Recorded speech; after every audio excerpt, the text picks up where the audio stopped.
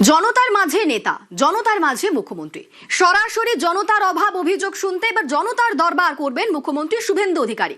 1 June Kolkata থেকে শুরু কর্মসূচি।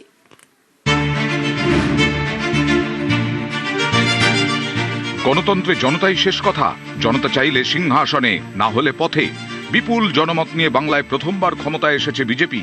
এবার সরাসরি সেই জনতার মাঝেই যেতে চান মুখ্যমন্ত্রী। নিজেই তাদের কথা শুনতে চান, বার্তা দিতে চান।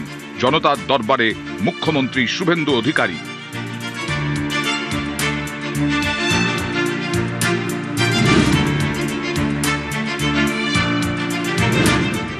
পয়লা জুন থেকে শুরু হতে পারে মুখ্যমন্ত্রী শুভেন্দু অধিকারীর জনতার দরবার। জনতার সামনে বসে তাঁদের কথা শুনবেন মুখ্যমন্ত্রী। কলকাতা থেকে শুরু হবে জনতার দরবার। ধনধান্য অডিটোরিয়ামে প্রথম জনতার দরবার হওয়ার কথা। তারপর জেলায় এই কর্মসূচি হতে পারে। জনতার দরবার হলো বিজেপির সিগনেচার কর্মসূচি।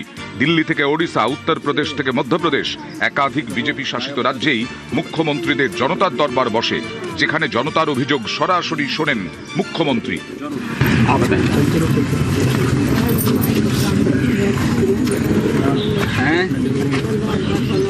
कहाँ पे? संत कबीर नगर में। जमीन आपकी है, इसको संत कबीर नगर में दो भाई, डेढ़ी सबको। क्यों नहीं आप सुनाई होगी? पता है क्या बात है? मुख्यमंत्री ताको कथा शुणती किंतु दिव्यांग मानकर जो स्थिति वर्तमान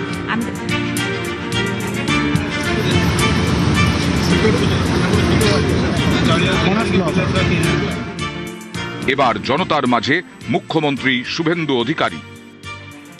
বিজেপি শাসিত একাধিক রাজ্যে এই কর্মসূচি ইতিমধ্যেই চালু রয়েছে, আর এবার এ রাজ্যেও জনতার দরবার শুরু হতে চলেছে। উদ্দেশ্য একটাই, সাধারণ মানুষের অভাব অভিযোগ যাতে অন স্পট সমাধান করা যায়। ক্যামেরায় সুব্রত জানার সঙ্গে সোমরাজ বন্দ্যোপাধ্যায়, নিউজ 18 বাংলা, কলকাতা।